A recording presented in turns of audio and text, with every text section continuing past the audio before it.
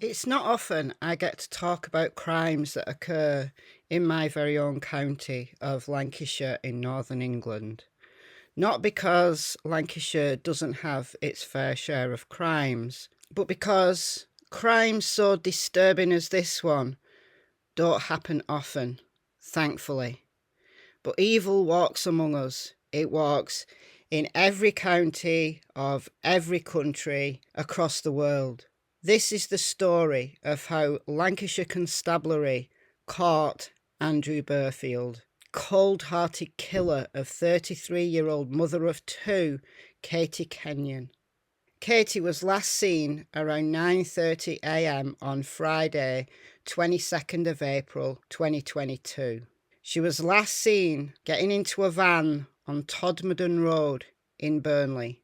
A van thought to be owned by her then 50-year-old ex-boyfriend, Andrew Burfield. The footage you're going to see in this video comes from Lancashire Constabulary's investigation of the disappearance of Katie and their investigation in catching and nailing this vindictive monster, Andrew Burfield. Katie was a devoted mother, and concerned family members had gone to Burfield's home that day, 22nd of April, after they'd received cryptic text messages sent from Katie's phone saying she had gone away to work on herself. Those messages were, in fact, from Burfield, pretending to be Katie.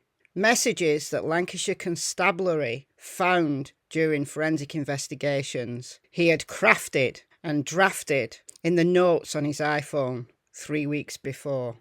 Lancashire Constabulary's digital forensic experts recovered the drafts of those messages, but throughout the investigation, Andrew Burfield lied and lied again. Officers returned to Burfield's home in Burnley a day after Katie had disappeared and noted that a log burner in Andrew's house was on. And this was a nice spring day. I remember reporting on this case when Katie was missing on this channel. Go and watch back the videos. It was a lovely spring, was April, but the log burner was on, and the police found that he put Katie's iPhone in the fire in order to destroy the incriminating evidence.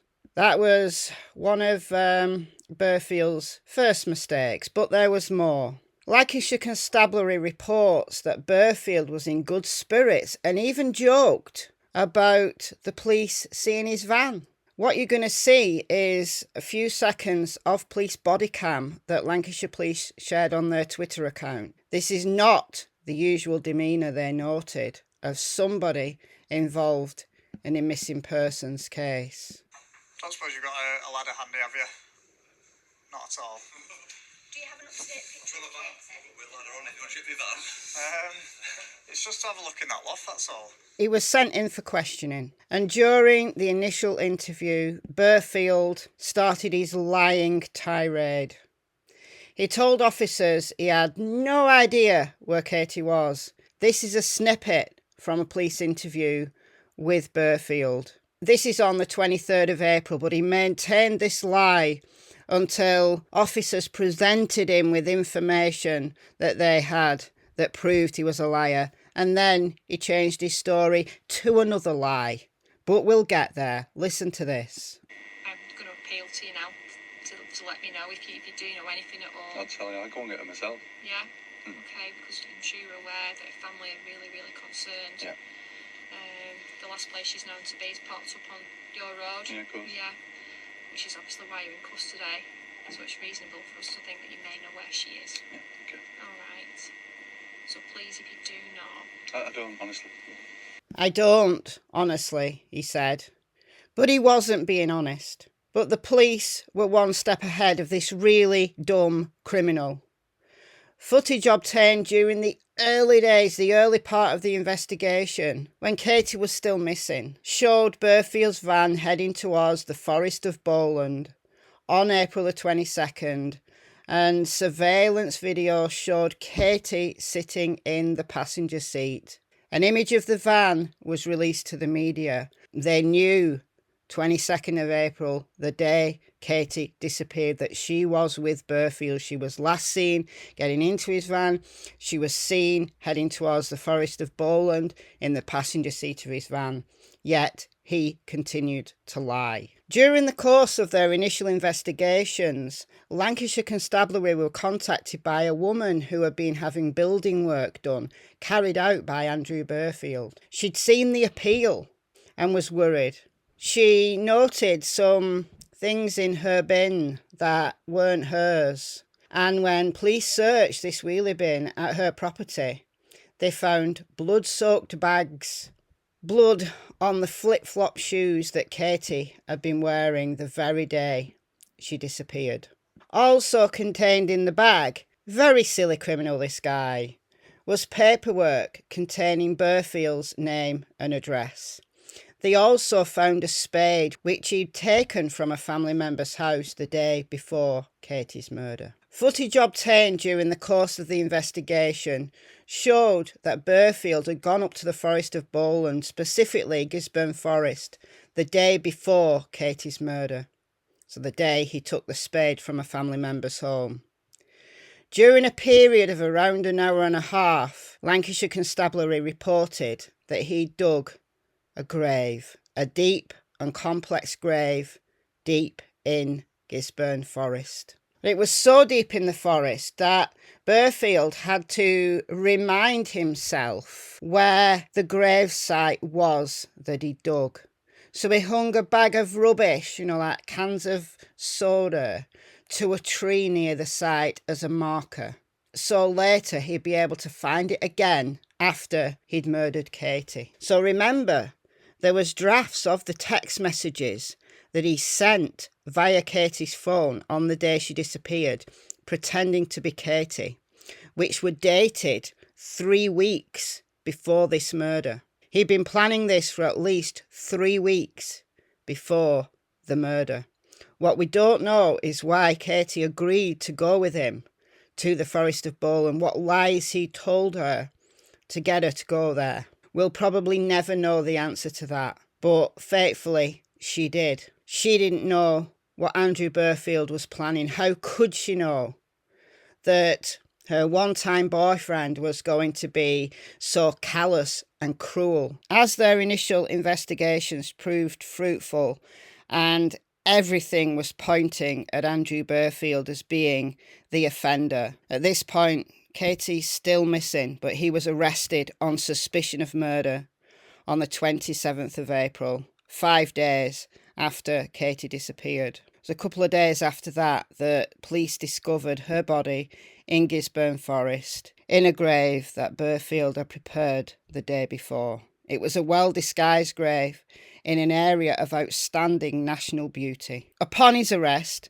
and confronted with the detailed investigation that the police had done so far, he changed his story. He said, yeah, he had been with Katie. He had gone to the forest with Katie, but they'd gone to the woods for a picnic. He'd even planted a picnic box in the area in event that he had to invent some kind of story. He then went on to admit that he'd killed Katie, but it was an accident. He falsely claimed that Katie had challenged him to knock a can out of her hand with an axe that he was using to chop wood. Had they gone for a picnic? Why would he need to chop wood at all? But anyway, that's what he claimed. He said he had thrown the axe at a tree, but it had bounced off and hit her once in the back of the head, and that was enough to kill her. However, an autopsy examination revealed that she'd been struck at least 12 times to the head. Not just once in a freak accident, at least 12 times to the head. He buried Katie in the grave that he'd dug, that he'd concealed deep in the forest. He tried to cover up his crimes by washing his clothes, by hiding her blood-stained clothes in someone else's bin, by pre-writing the text that he was going to send to Katie's family. Even Katie's children received texts from Burfield pretending to be Katie. What a monster. However, a speck of Katie's blood was found in Burfield's home on the seal of the washing machine. However, Katie's body had still not been found at this stage. On April 29th, Burfield was produced from prison and he was taken to the murder site to identify the area. Dressed in all white so that helicopter could keep eyes on him the whole time. They had eyes on him from the sky. Listen to this short clip.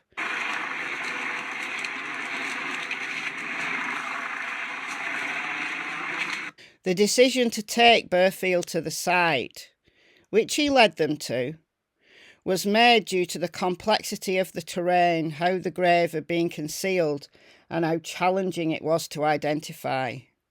They desperately wanted to find Katie's body to give them those final bits of evidence that they needed to nail him, but also to give her family Katie back and for Katie to be given the dignified funeral with the love of her family, not left cold and alone in a gravesite that her once boyfriend had carefully crafted the day before he brutally murdered her. This is the scene of the officers taking Burfield to the site from the eyes of the helicopter above.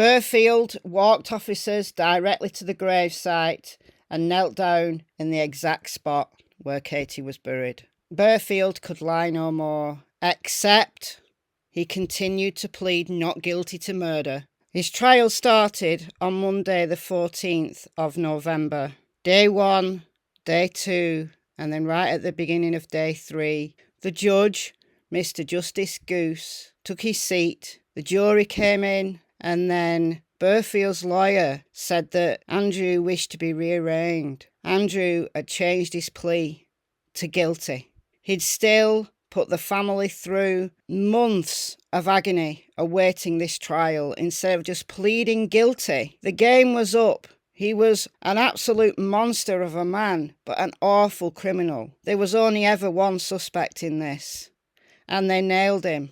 But no, he had to take it all the way to trial. And then, realising that he had no hope, no chance of getting off with this, he pled out. On sentencing, Mr. Justice Goose, the judge, said Burfield pled guilty not out of remorse for what you've done, but a final recognition that your game plan had failed.